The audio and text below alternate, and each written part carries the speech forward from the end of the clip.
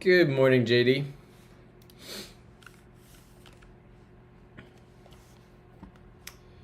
All right, let's see here. Where did we leave off? We're on iterators 4. Let's do an update to Ghosty first and get this all nice.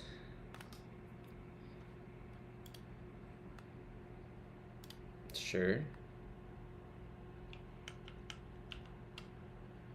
We need to bump up again. So what was that? That was Command Shift Plus.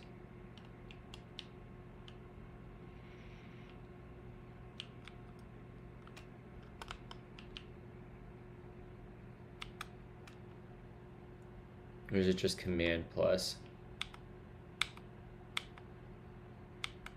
All right, what's our font at? 20. Oh, that's too big. How do I minimize this? There we go. That's the font size we want. Good morning, Outcast. Keyboard coming in today. Let's go. Oh, Camel's great. Yeah, it's good fun. It's just the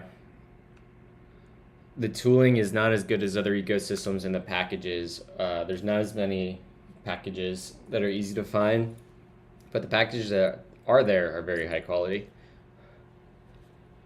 I'm not gonna do anything. Man, I slept so funny last night. I have such a bad kink in my neck.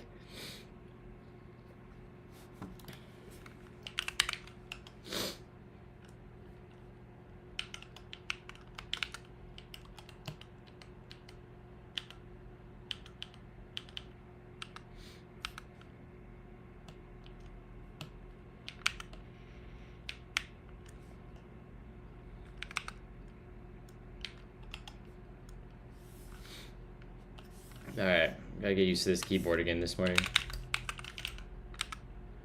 You can't have my friends. You can't. I'm new to FP, so it's just a different way of thinking. Yeah. I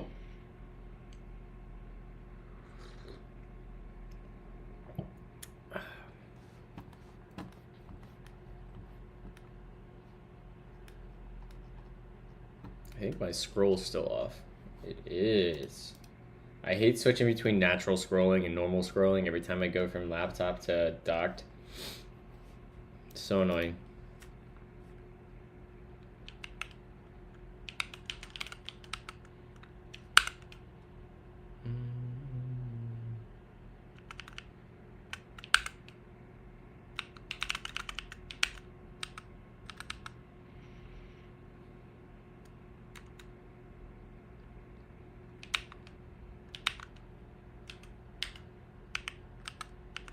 All right, so we are on iterators 4.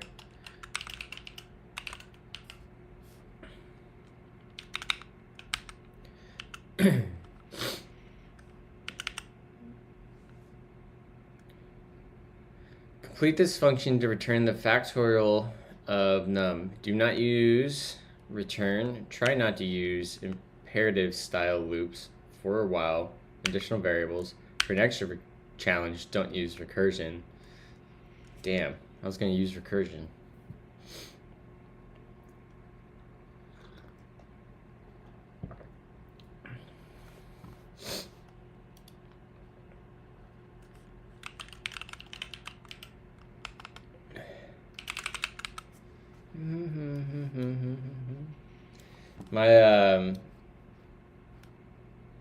My interview for one of my last jobs was doing factorial in a camel.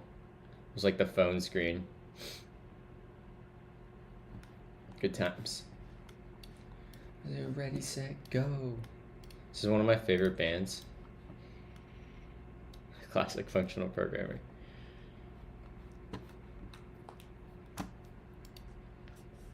So we want to use an iterator for this. We have a num. How do we get a iterator from this thing? Of course we have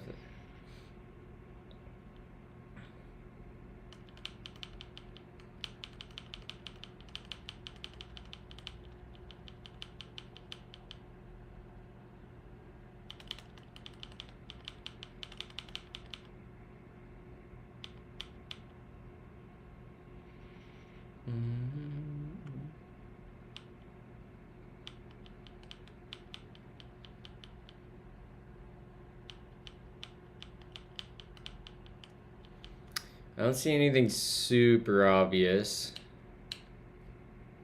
Alright, I want to go look at the last thing we did.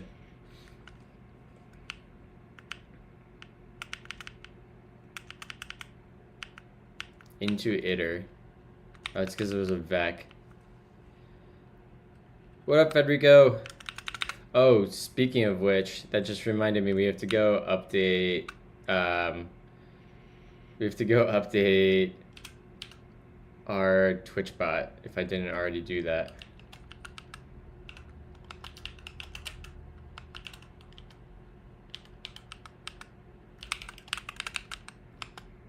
Okay. Now that the keyboard was one, we need to bump that back up. Not overlays. It was under pub sub subscribers. Oh, I already fixed it. Nice. Okay. Disregard.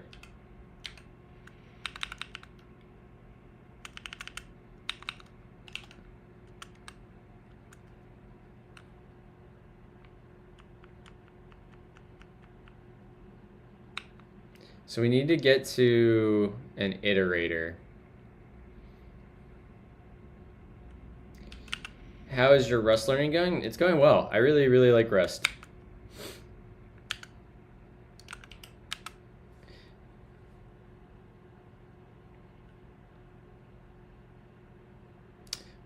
Fold.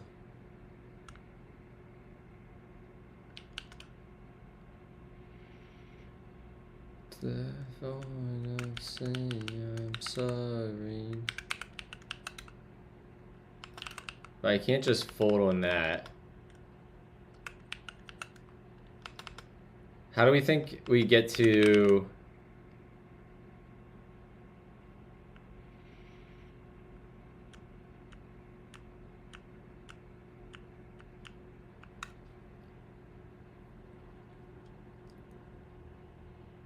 ranges and iterators?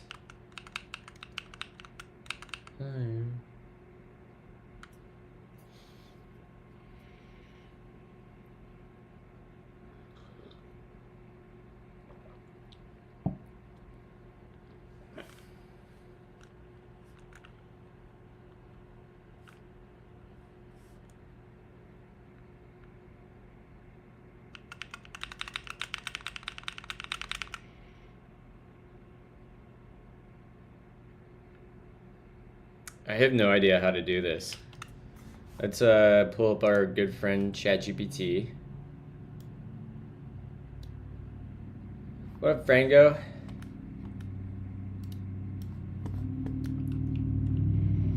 Let's see here. Let's go to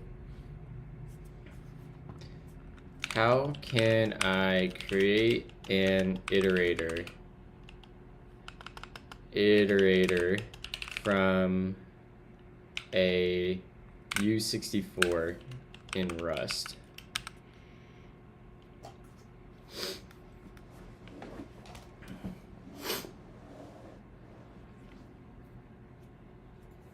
We can use successors.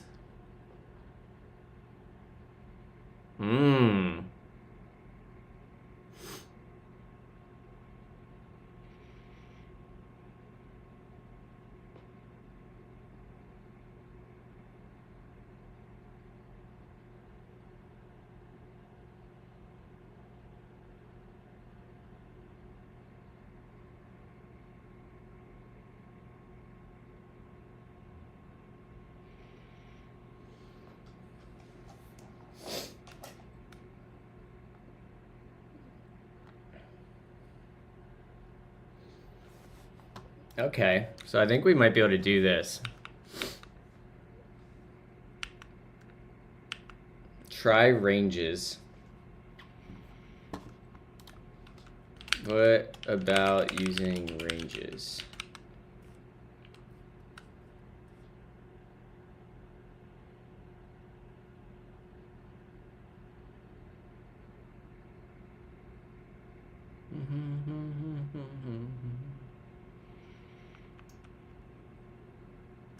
Okay, so if we do like num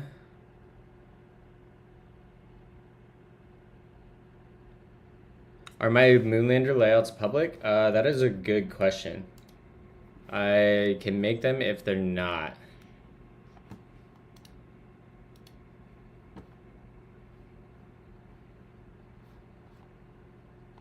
Is this my current layout? That looks like my current layout.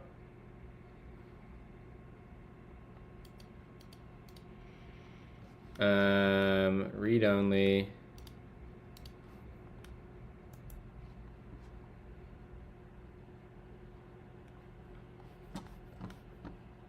One second.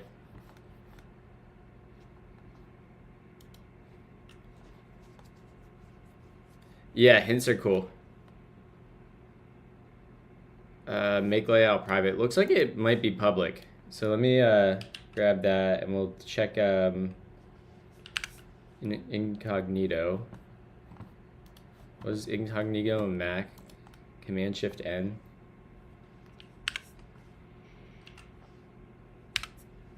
Yeah, that looks like it's public.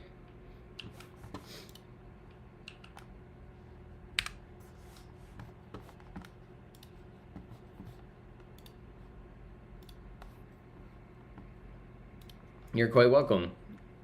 So we want to do like num to 0, basically.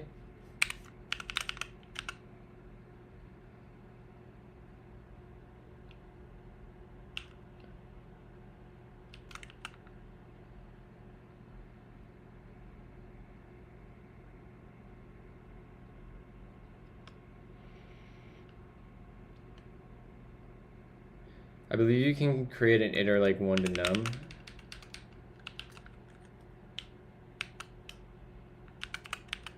So we want to do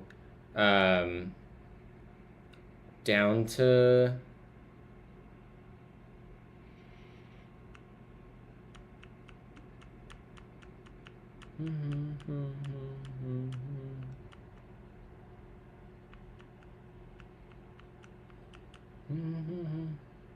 down to 0 dot fold.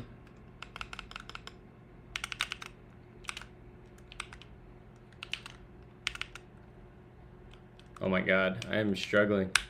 There we go. What does this end up equaling if I do this? It's a range.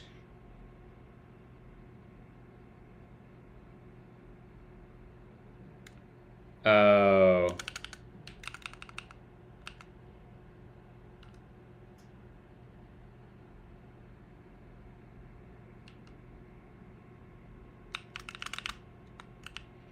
Because like if I did this like normal, I would do something like how would I typically do this?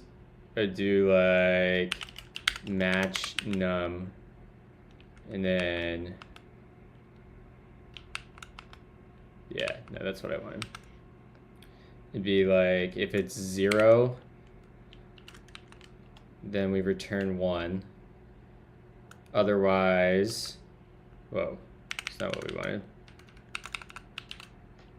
1. I guess that's a comma if I remember correctly. Any other value, this will be num.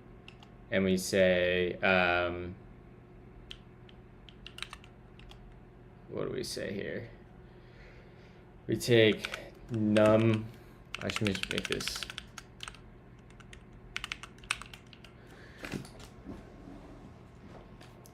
Dude, my neck is so fracked. Wait, where do you see that, Kyle? Can you send me the letter? Or an article? I bet that means they signed somebody this weekend. Oh shit, it's from the official team.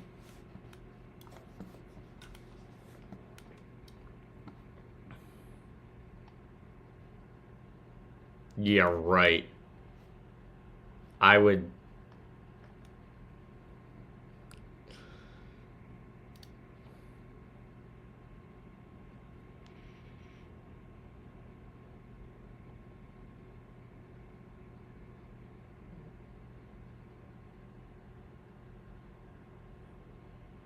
I wonder where he ends up. That's... I guess it's not that crazy. Kind of predictable that that was going to happen, but still.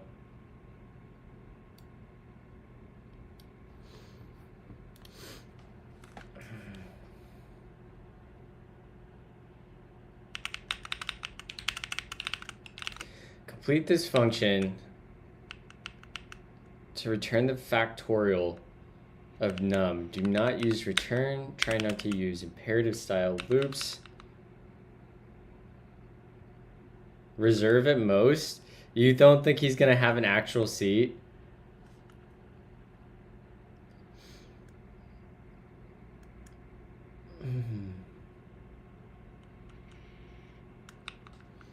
Cause like, I would have done like function loop and then like x, y. Oh wait, this is not OCaml. What am I doing?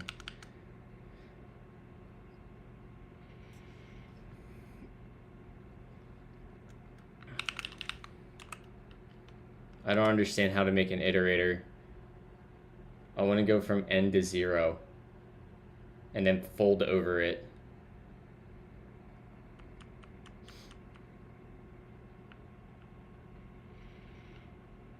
I mean, we can be like if num equals, I'm assuming it's double equals 0. We come in here, we do this, and we return 1. Else, we're going to return num, where's my times button? Is that my middle finger? It is times factorial, or it's going to be num minus 1. Right? That's like the normal recursive solution. But we want to use an iterator. I want to make an I just want to make an iterator from the current number to 0. Feels like I should be able to do that.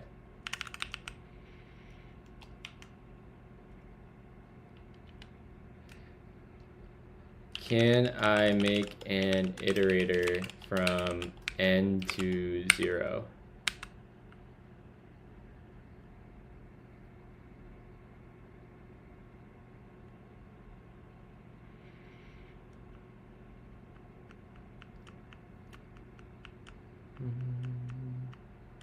I mean, I guess I could go, does it really matter?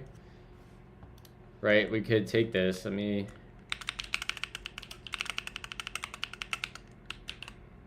could just do from 0 to n, num. And then we can call, can I call fold on that? Oh, it's in, that's weird syntax.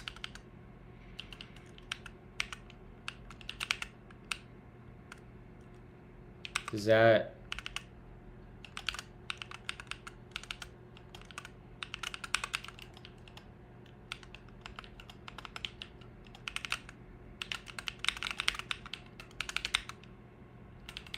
range inclusive, okay. Oh, is that how we do inclusive ranges, is the parens?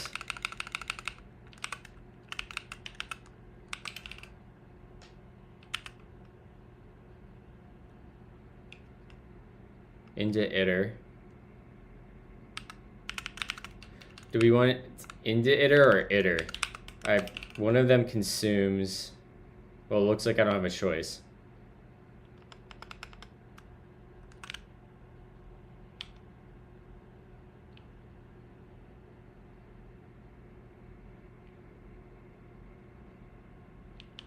Into iter.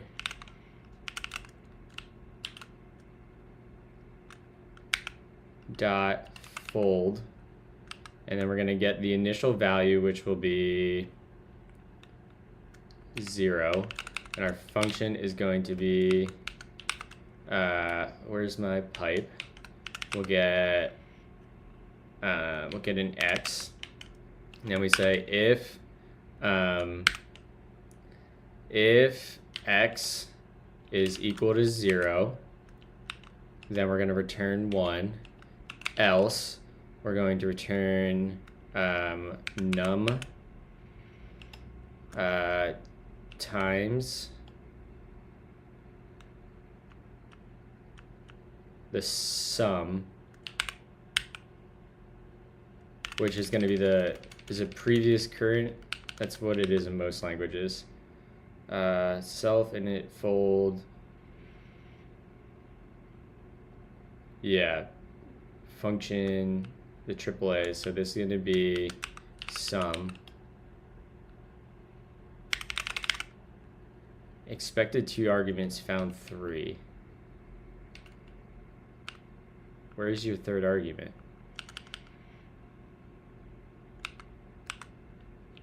Do I have to throw in the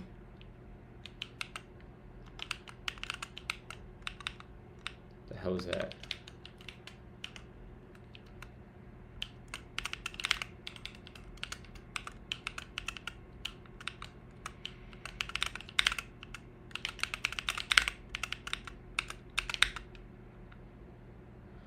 Taste you one more time.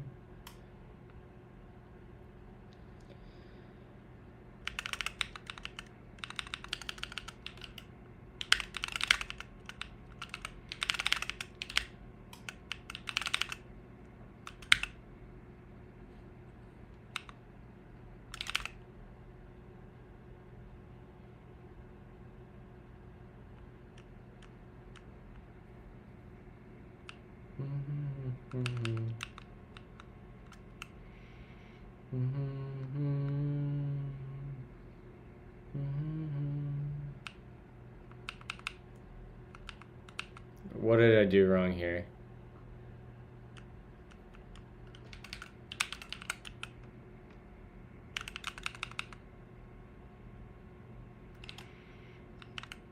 I definitely did this wrong.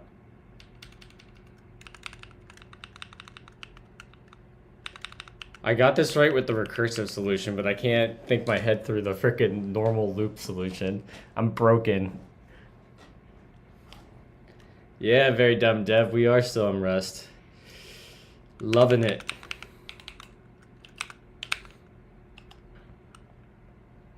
All right.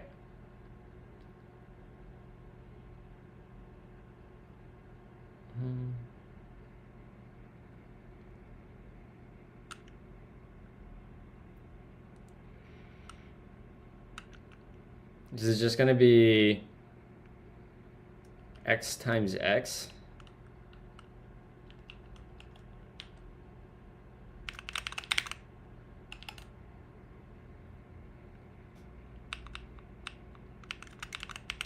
Whatever. I think this is close. I'm just going to have ChatGPT fix this. It's too early.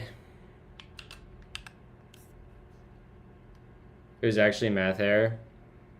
I figured.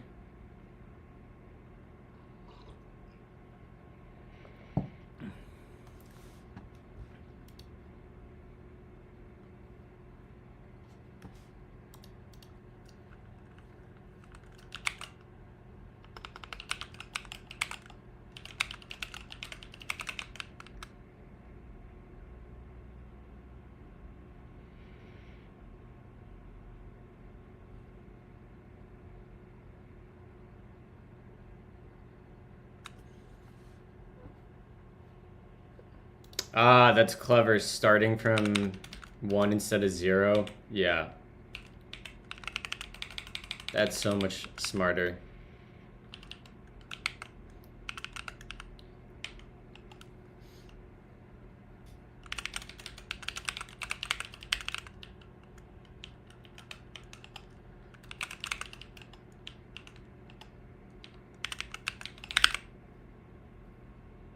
It's still not right. Oh, because we started here. Yeah. There we go. Nice. I still think I kind of like the recursive solution more. There's something just elegant about recursion. But sure, we'll take that. And let's full screen this, and we're gonna move on to iterators 5. Let's define a simple model to track Rustling's exercise progress. Progress will be modeled using a hash map. The name of the exercise is the key, and the progress is the value. 2 counting functions were created to count the number of exercises with a given progress. Wait a second. The name of the exercise is the key, and the progress is the value. 2 counting functions were created to count the number of exercises with a given progress. Try not to use imperative loops. Sure. Count iterator.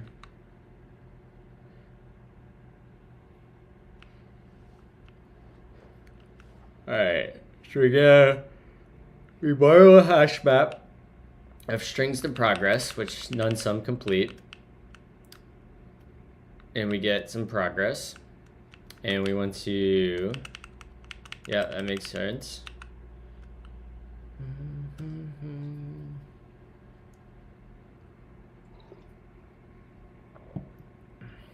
So we want to get our hash map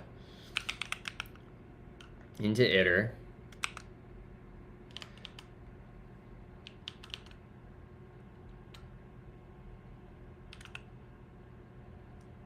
Yeah, we'll take that. And then we want to fold. And we'll start with 0. And again, we probably get like, this is gonna give me good docs here if I do this.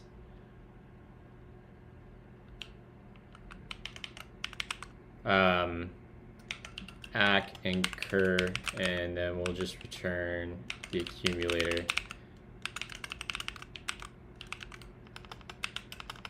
Let x equals that. And what's that give us? That gives us an I32. Great. And in here, we want to, it feels like this should probably be a tuple if I had to guess. It's an I32. Yeah, that makes sense. Yeah, there's the tuple. That's what I wanted. So this will be key and value. Right? Yep, there's a string.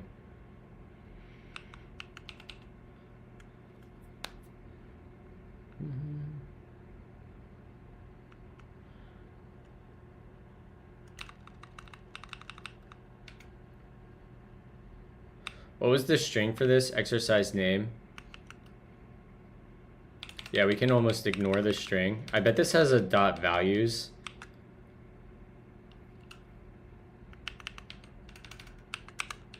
Values. Okay, yeah. So we don't even need into iter. We can call values.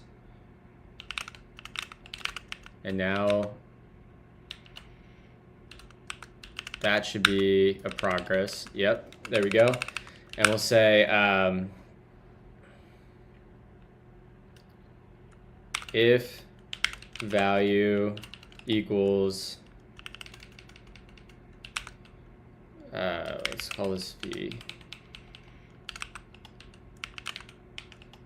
And we'll say acc.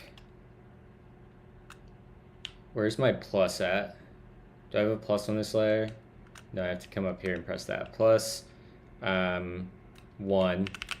Otherwise, we return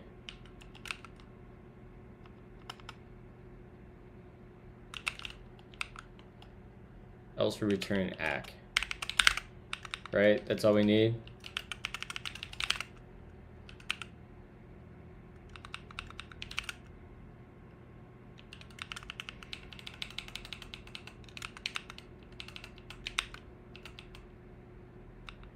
That implements partial equal. Okay, so that should be fine to do the double equal, right?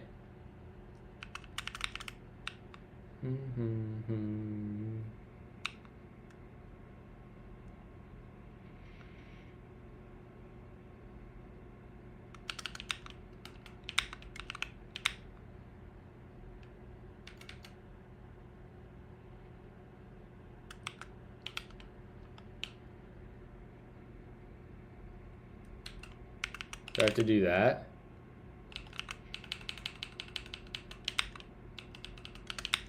Or I could dereference, right? What up, Wiru?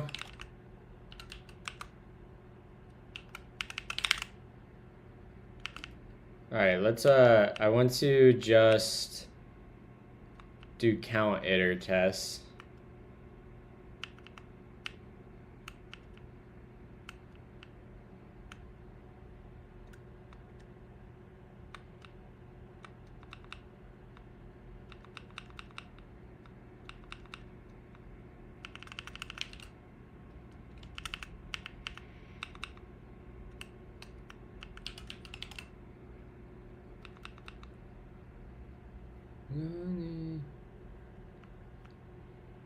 Mismatched types.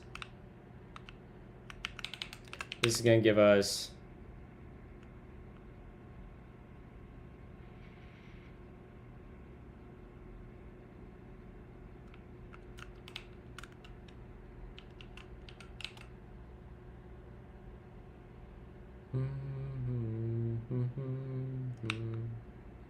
what does this return right now? Oh, it returns an I32. How do I tell this that it's gonna be? It's like this syntax or something.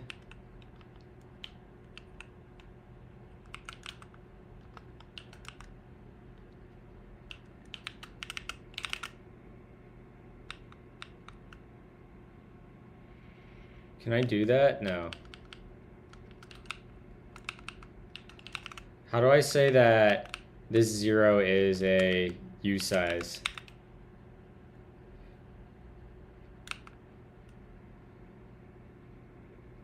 I think using U size.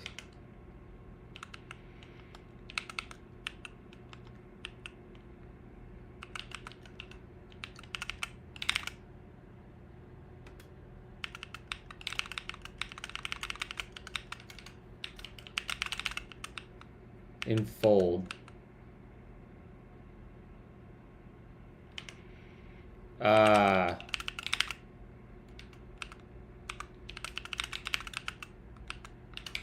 How do I do that? Euro.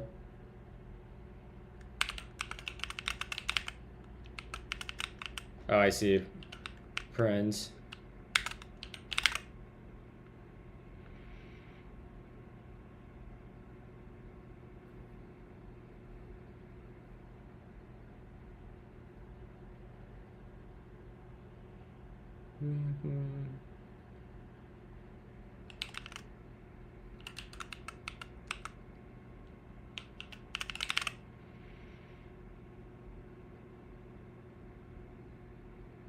Okay.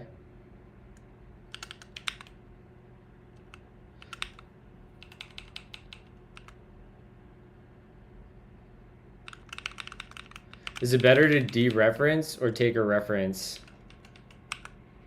here? What's more idiomatic, and are there consequences of either direction?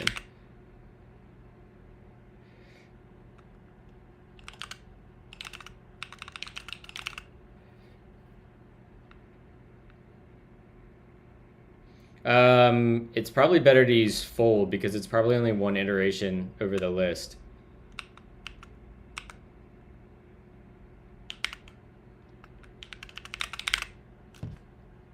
Nice. Okay, I like that.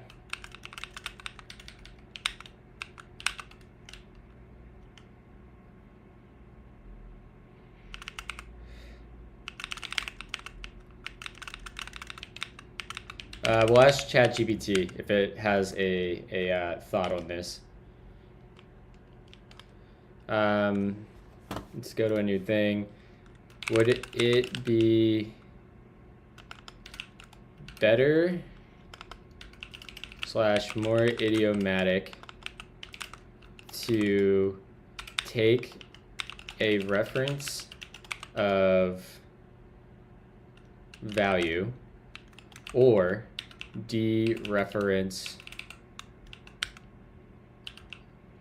v in this code?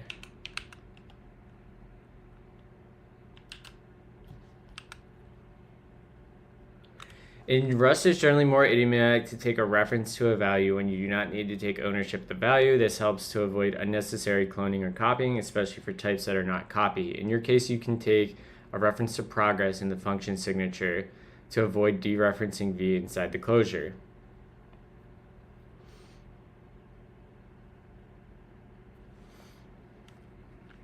Assume that I cannot update the function signature, comma, would it be better to take a reference on each iteration of fold, or would it be better to dereference v?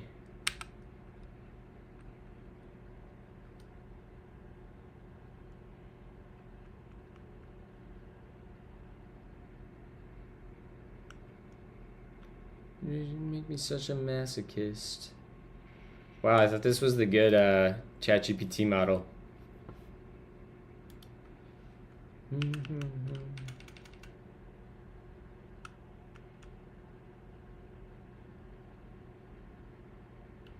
Okay.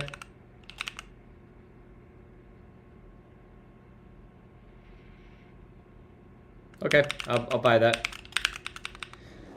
What's up, y'all?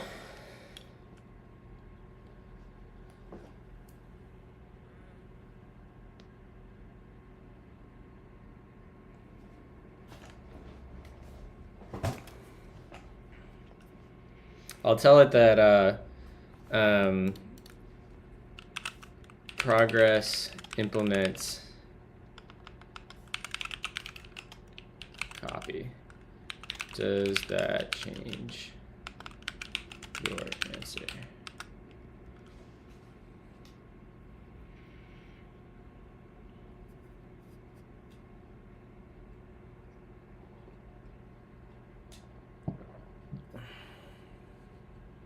Okay, whatever. That makes sense. All right, next up is going to be,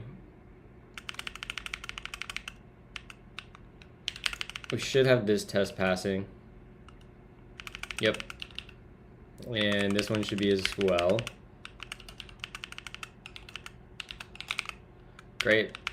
And now we need to implement, this should still work actually. Yep, great.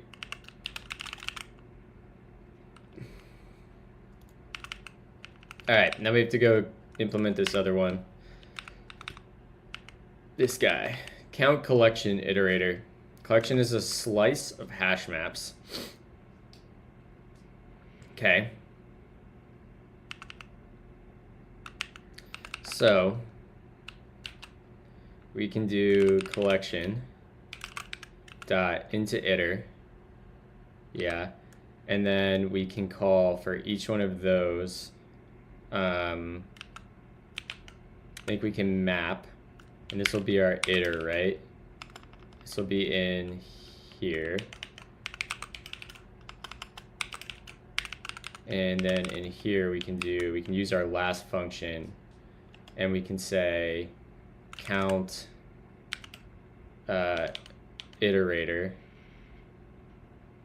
which would be, I guess this wouldn't be, this would be our map, and this would be map and the value we're looking for.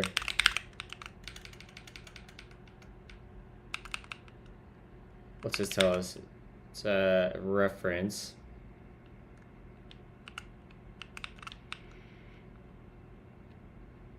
Okay, that looks good. I actually think that looks good, doesn't it?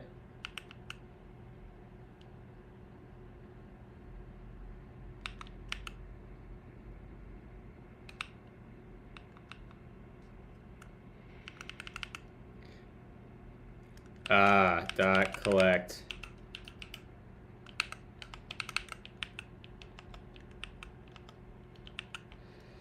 Usize.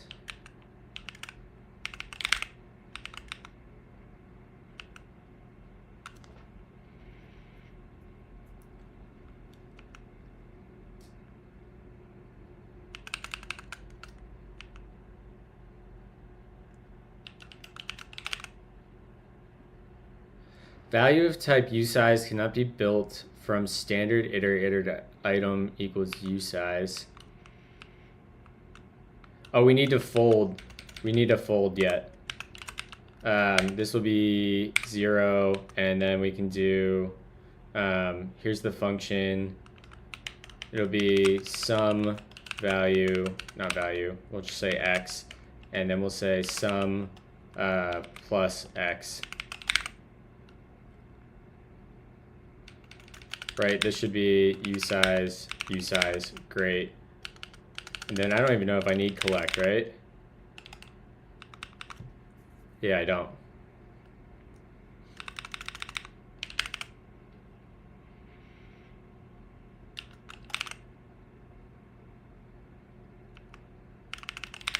Hell yeah, brother.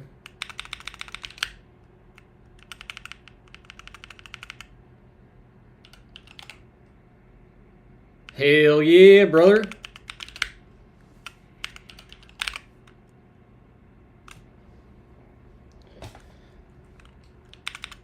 I do be liking me some Rust, folks.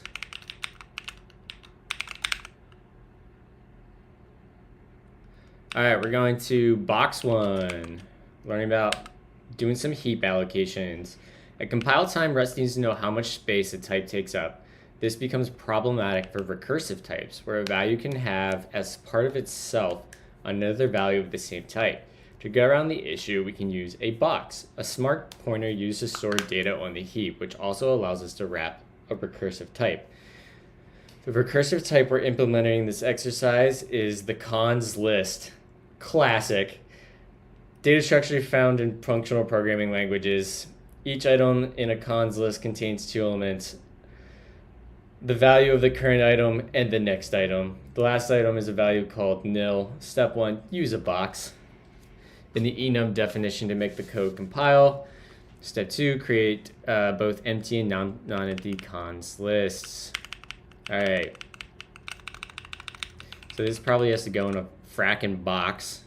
Put it in the box.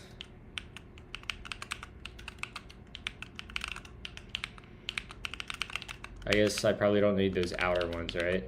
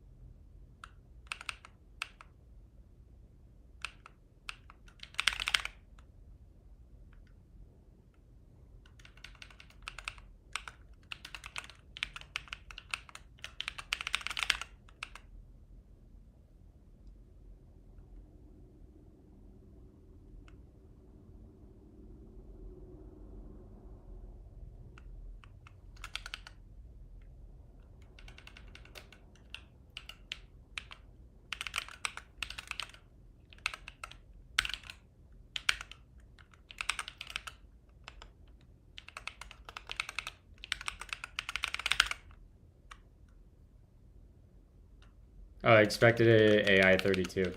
I hate that it keeps switching the int sizes.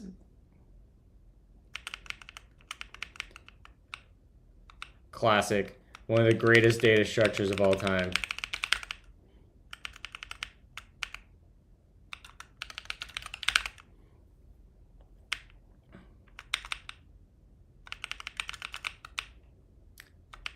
Boom.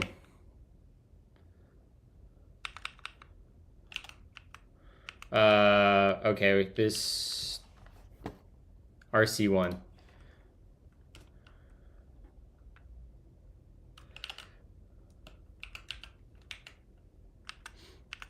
In this exercise, we want to express the concept of multiple owners via the reference counting type. This is a model of our solar system. There is a sun type and multiple planets. The planets take ownership of the sun, indicating that they revolve around the sun. Make this code compile by using proper RC primitives to express that the sun has multiple owners.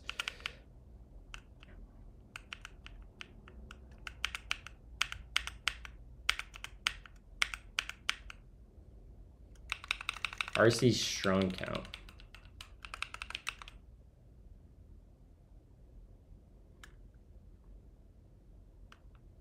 Gets the number of strong pointers to this allocation. Okay.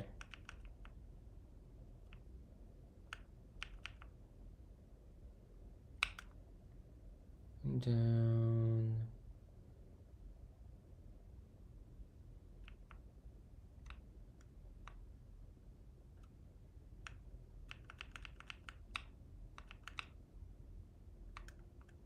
Reference counted pointers. Thanks, Franco. Thanks for hanging out. Reference counted pointers have a strong count, which takes up 8 bytes, and a weak count that takes up 4. Okay.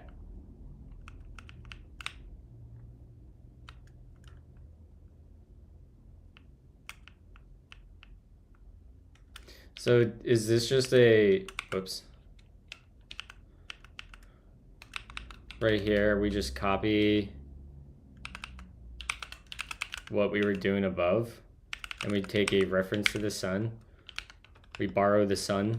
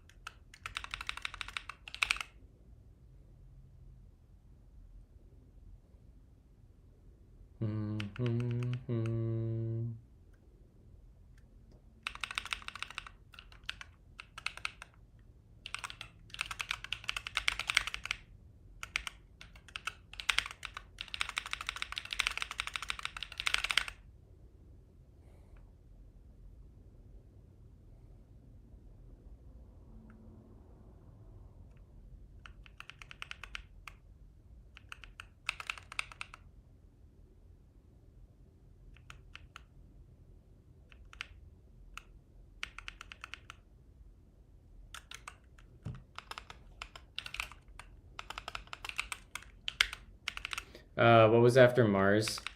Jupiter.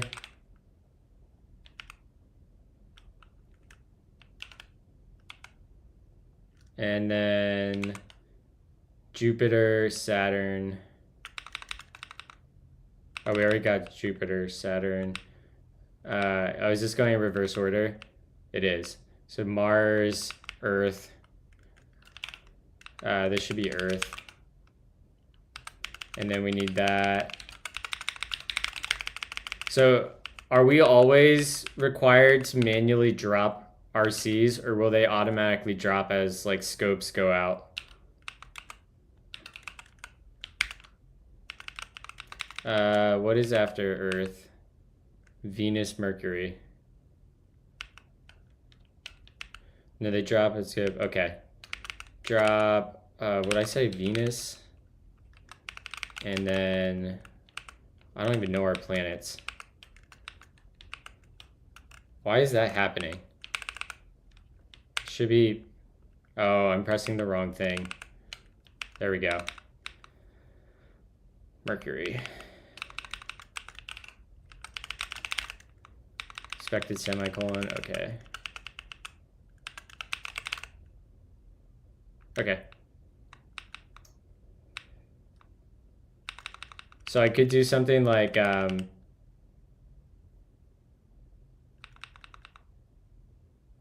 I could do something like, let's see here.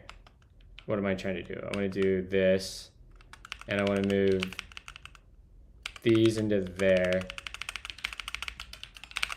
That would still do the same thing, minus the drop at the bottom, right? Where do I drop Neptune? Yeah, I would want to this should still pass, right? Yeah, okay. Then I don't have to, because it gets out of this scope, that reference drops. Right, I would bet if I did, we can test this, 9 should be 8. Explicit dropping is sometimes needed when you are handling RC of a ref cell. What is a ref cell?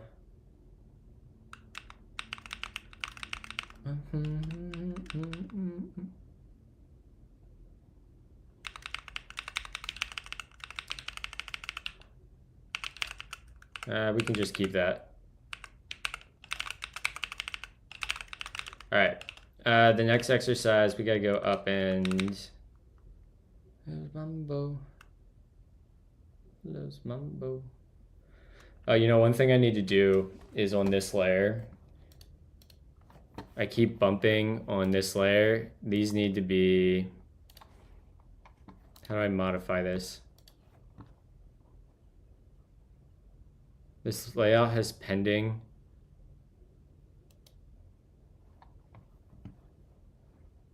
Let's see here, Brom, and I want to say that this is none. Same with you.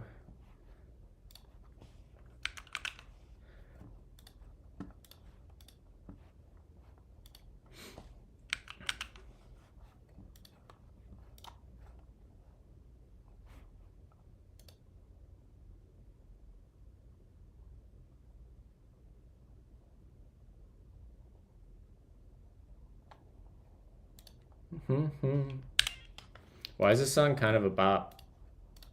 Yo, apparently the kids are using bop to mean like a hoe or a girl that sleeps around a lot nowadays, and not like a good song. Tell me that's not some bullshit.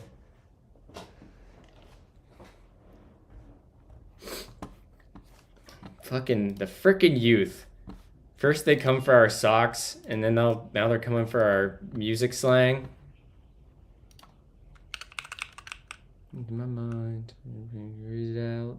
Did somebody request this? No, it's just my music. I was gonna say this is good. I like this.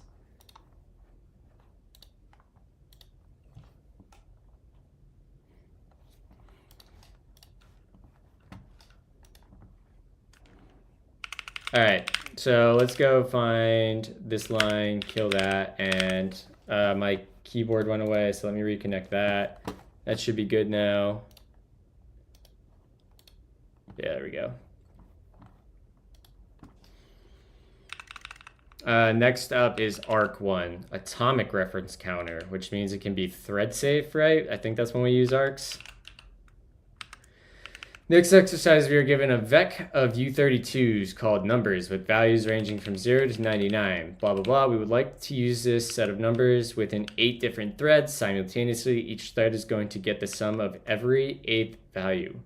Each thread is going to get the sum of every 8th value with an offset. The first thread, offset 0, will sum 0, 8, 16. Okay, yeah, okay, sure. The 8th thread, yeah, I got it. Because we are using threads, our values need to be thread safe. Therefore, we are using arc. We need to make a change in each of the to-dos. Make this code compile by filling in a value for shared numbers where the first to-do comes and is, and create a initial value binding for child numbers. Try not to create any copies of the numbers vec. Great.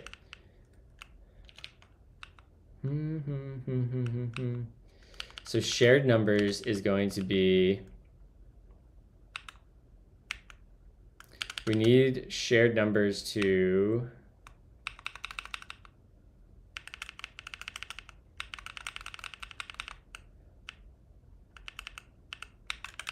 we need to probably do something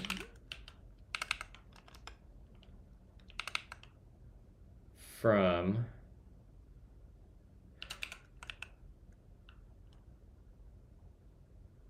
can I do that? Does that work? No.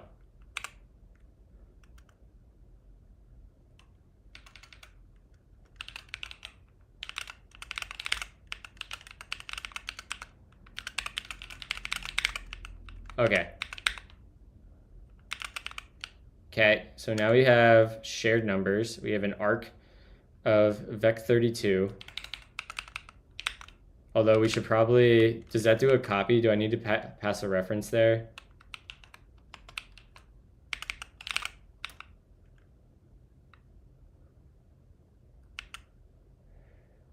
Abracadabra. Abracadabra.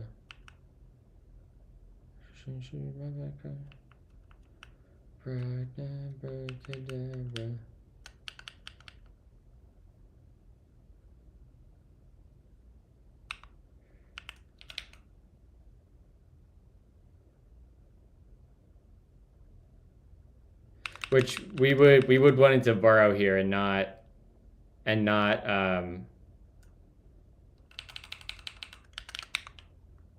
we would want to borrow and not a move, right?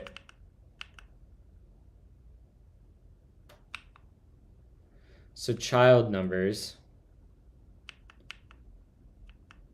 for offset. Where do we get offset from? Let me turn off these inlay hints.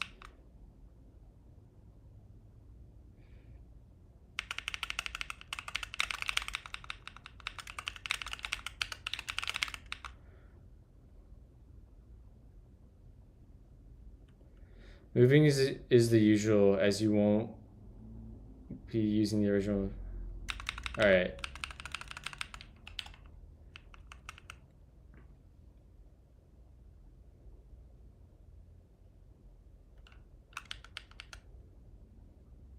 All right, so join handles pushes a thread, and this has a move, which is, that must be a function. Do we do anything with that move? I don't think we do anything with that move. Yeah, we don't.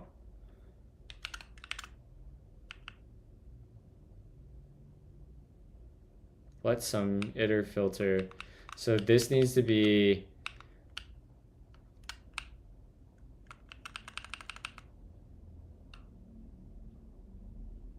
we just need to all right, this is like this weird thing where we have to go, we need to take a shared numbers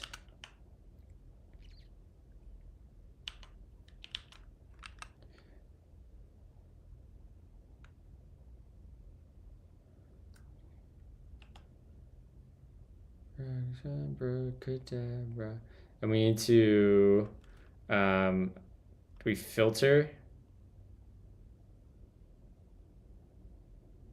Oh wait,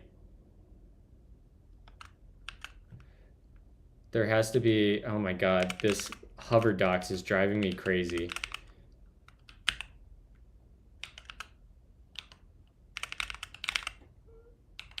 I have to fix this. This drives me crazy. What is it? Hover? No. Options. What is that option? We were talking about this on stream the other day. It's like, where is it? Complete op. So let's look at the help for complete op.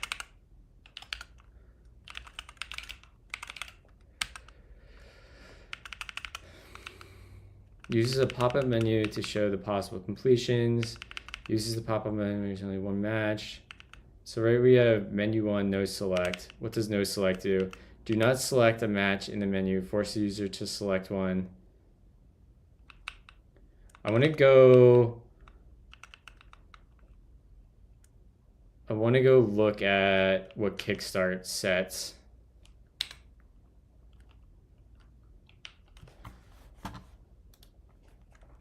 Because Teach probably has decent defaults for this.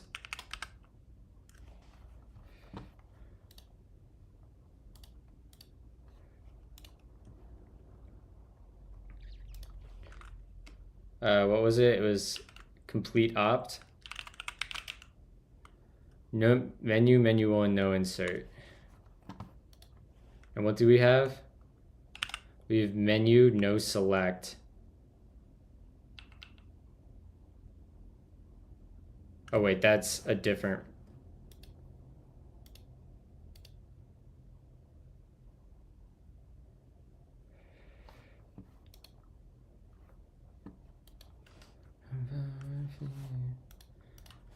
Vim complete opt.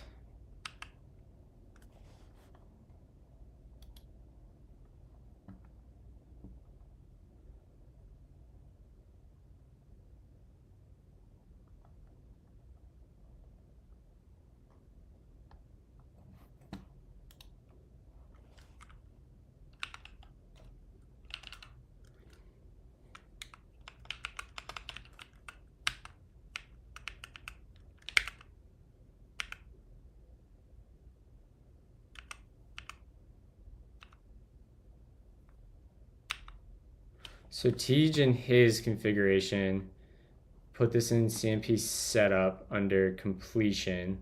I don't think I have a completion.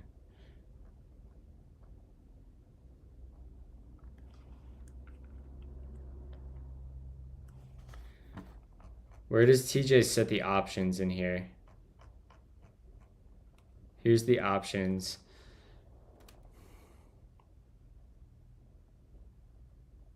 So it looks like he doesn't set the options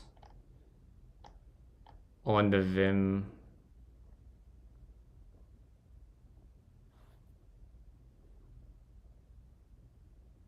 All right, we're gonna just put it in both places. So let's come down to here and do completion, and we'll say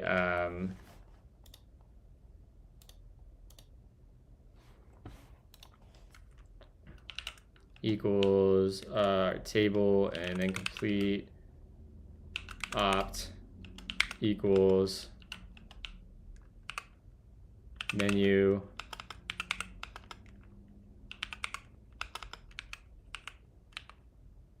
menu one, no insert. And we'll copy this, and we'll go back to our options, and we'll do the same thing. So we'll add menu, and then we'll get rid of pop-up. Let's try that. And add that. Yeah, that's good.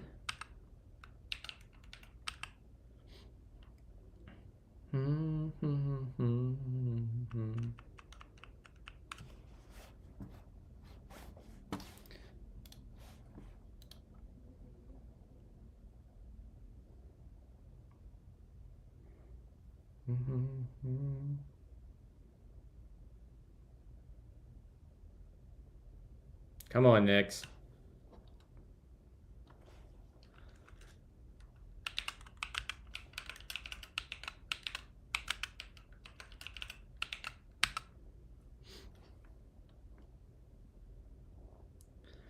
I do not use the Vim extension, but I probably should, to be honest.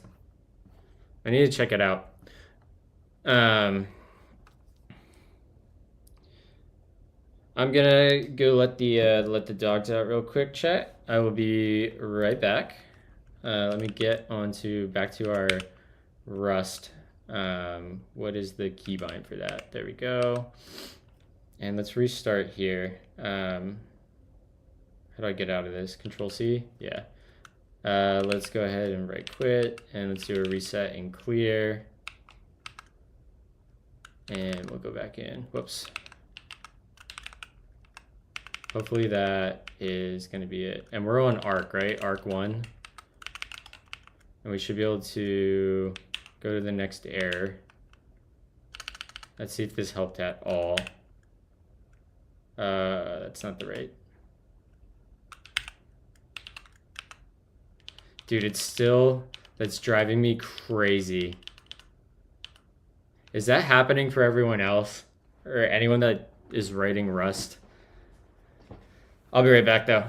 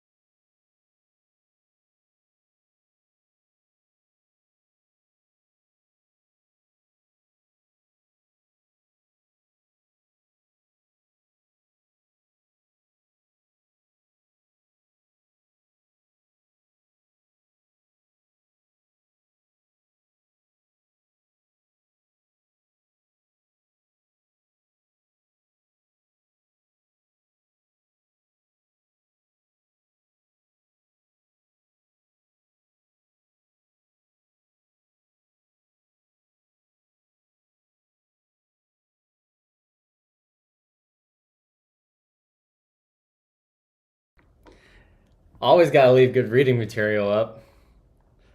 Chairs, love a good chair stream.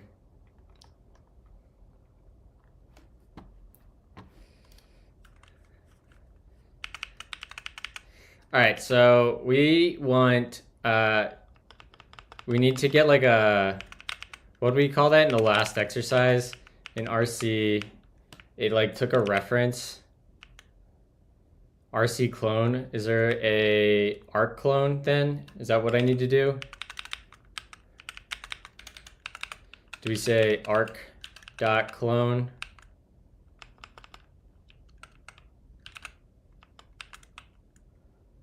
And then we do basically that, and this would be shared numbers. And that will increment the reference count.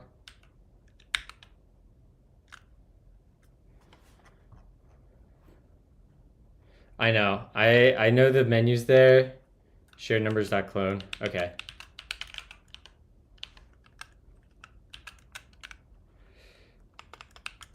Like now it's good.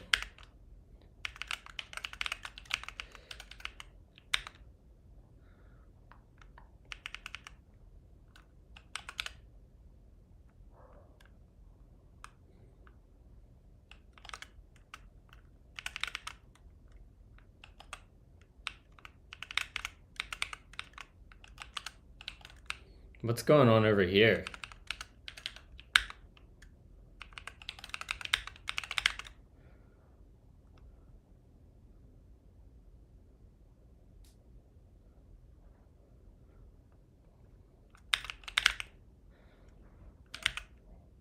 Nice. When a value is a reference count or a atomic reference count, clone will clone the fat pointer and not create a copy of the data. What is the fat pointer?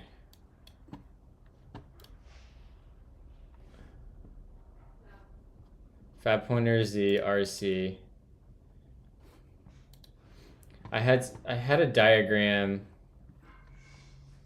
What do I think about eating a yogurt with a fork?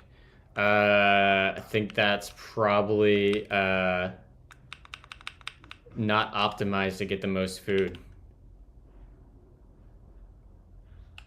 Cow. What is a cow? Clone on right.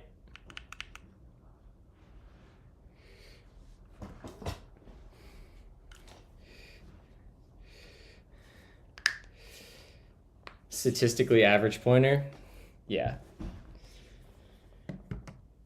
Oh, we gotta text Nana. I've been forgetting to do that. Let's text Nana, make sure she's alive this morning. Good morning and happy Monday, Nana.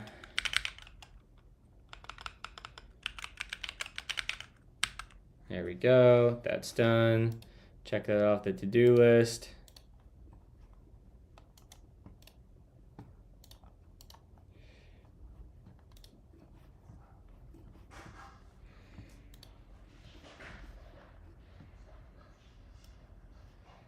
Are we on an ad break? Oh.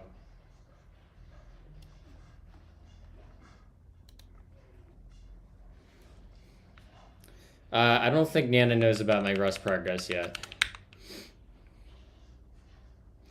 Wait, I don't know why, but for some reason I assumed you knew Rust. I've always been able to like reasonably read Rust. But now we're actually learning it, and it feels kind of natural coming from OCaml. Okay, so this exercise explores the cow, or clone on write type. Cow is a clone on write smart pointer. It can enclose and provide immutable access to borrowed data and clone the data lazily when mutation or ownership is required. The type is designed to work with general borrowed data via the borrow trait. This exercise is meant to show you what to expect when passing data to cow. Fix the unit tests by checking for cow owned and cow borrowed at the to-do markers. Okay.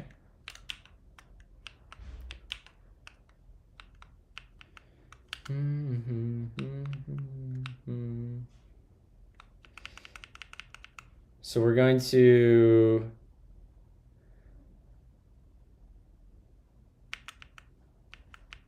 mutt.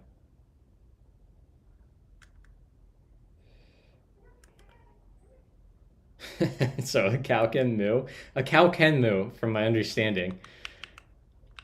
So we have a lifetime reference to a cow, which has some lifetime B, and the cow has a array of I-32s, and it returns a cow with a lifetime of A, a reference to a mutable cow, excuse me. Well, it's the same cow that get passed out. Clones into a vector if not already owned. Abs all. Input v, if v is less than 0. All right, so yeah, we're just making, yeah, that makes sense.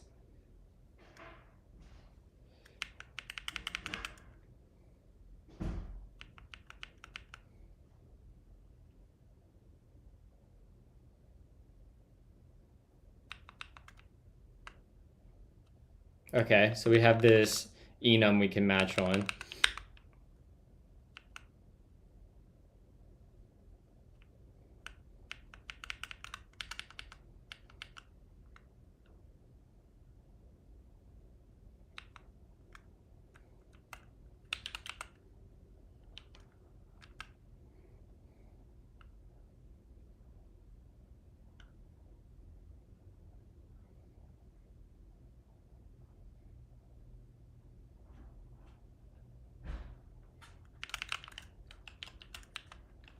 Am I just literally copying this?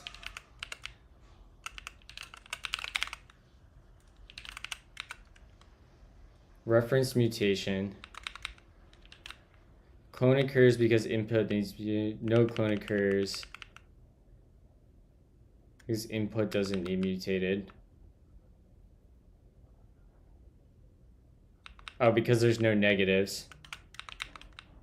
All right, hold on. I need to go reread this again.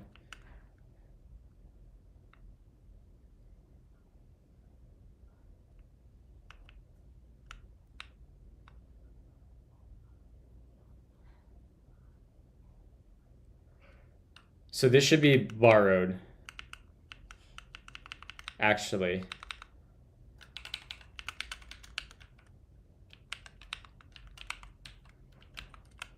Expected, borrowed. And here, this will just be okay.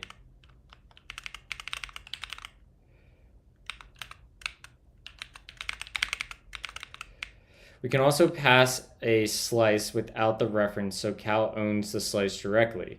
In this case, no mutation occurs, thus also no clone, but the result is still owned because it was never borrowed or mutated. So we get a slice of this vector. So let's just grab, we can also pass slice without a reference. So Cal owns a directory. In this case, no mutation occurs. So I would assume it would be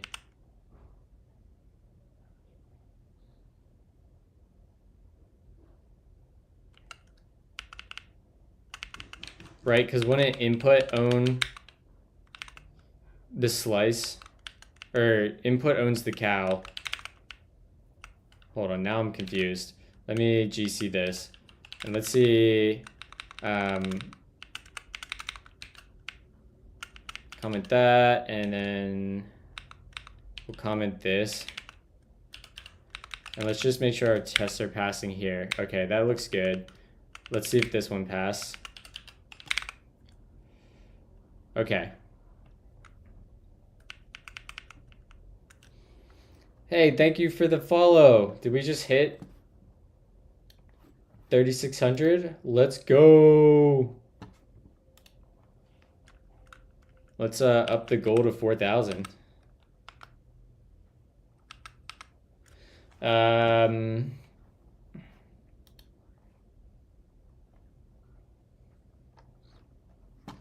followers. Let's change this. How do I change this?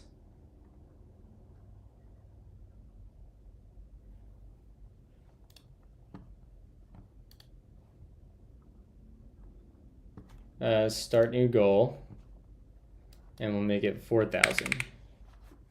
I can't believe 3,600 people follow me on Twitch. That is unreal.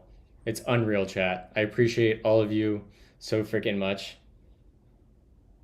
Hanging out with you guys is why I do this. Shit. How do I do this?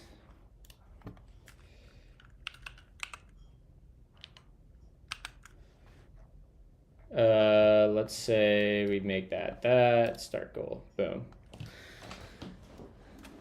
Easy peasy. Oh, get out of here, Bean. Dad joke of the week. Starting out strong.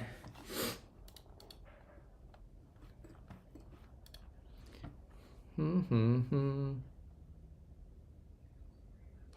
can also pass slice.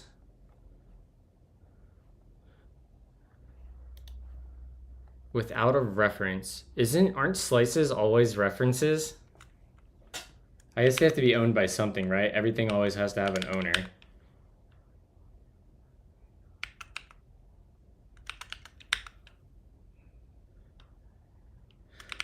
Vectors aren't slices though, right? They point to a slice under the covers.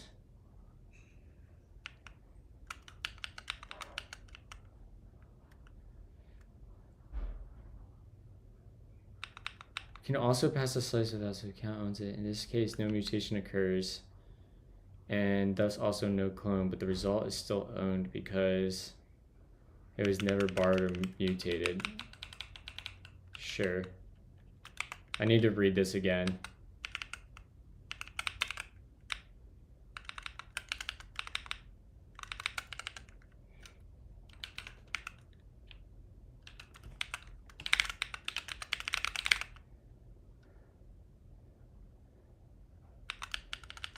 We send a mutable cal in.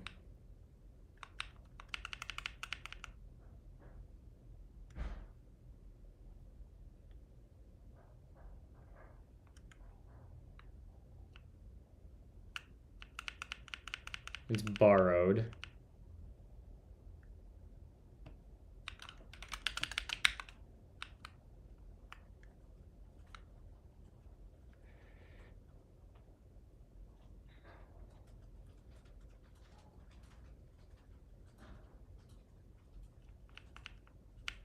Okay.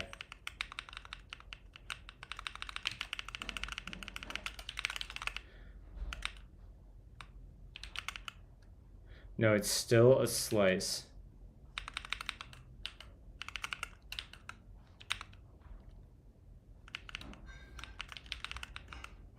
So of course, this is also the case if a mutation does occur. In this case, the call to mut in the absolute all function returns a reference to the same data as before.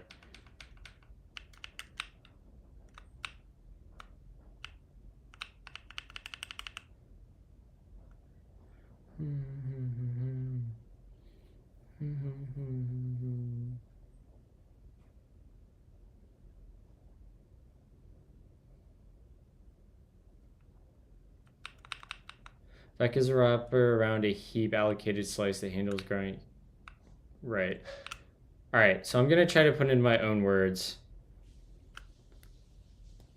So a cal, the way this cal works is that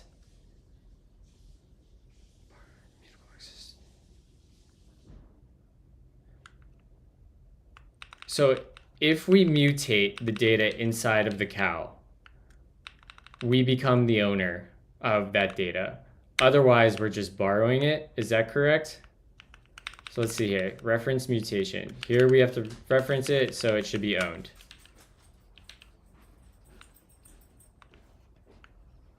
Thanks, Boo. Can you not use the What? Can you not use those rags? Sure. For what? Your coffee. That rags are specifically for coffee. Because we get so many coffee spills on the... You've been using paper towels, though. I mean, sure, I can, but why wouldn't we just use a rag and then Just clean don't it? use that one. Those Okay. are my nice ones. Well, there's now a coffee stain on it. Okay. Alright, so then owned mutation. Of course, this is also the case if a mutation does occur. In this case, the call to mutt returns a reference to the same data as before. So I would expect this to be owned, right?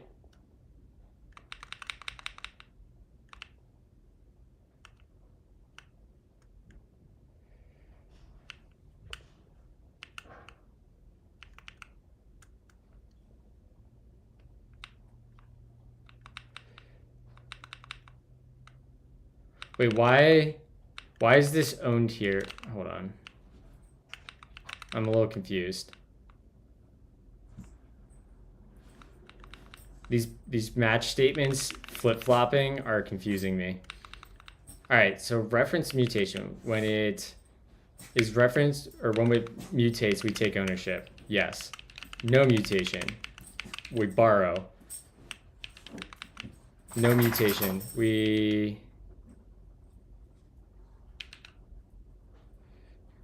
Ah, right, we take a reference here, so it's borrowed.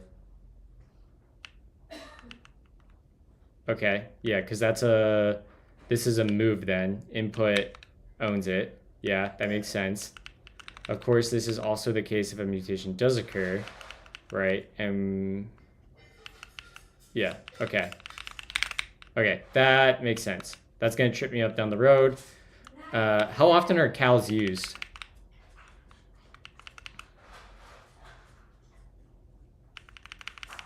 I guess cows would be useful in the spots where you may have to do a copy or a clone, but not necessarily. What's up, Chiller? Got our little hydrate. Cheers, y'all. That was hot as fuck. We are working on Rustlings, which is a guided exercise. It's like a command line tool for learning Rust. So yeah, learning Rust. All right, this program spawns multiple threads that each run for at least 250 milliseconds, and each thread returns how much time they took to complete. The program should wait until all the spawn threads have finished and should collect their values into a vector. All right.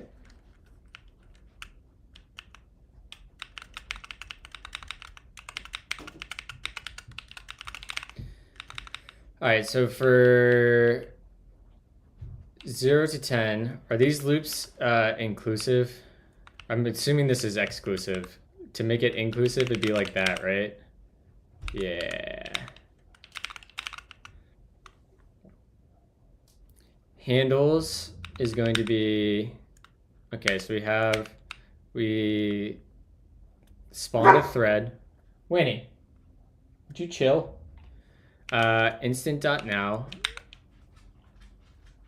monotonically non-decreasing clock. Okay, and we sleep for 250 seconds. Thread start dot elapsed as millis, so we return that.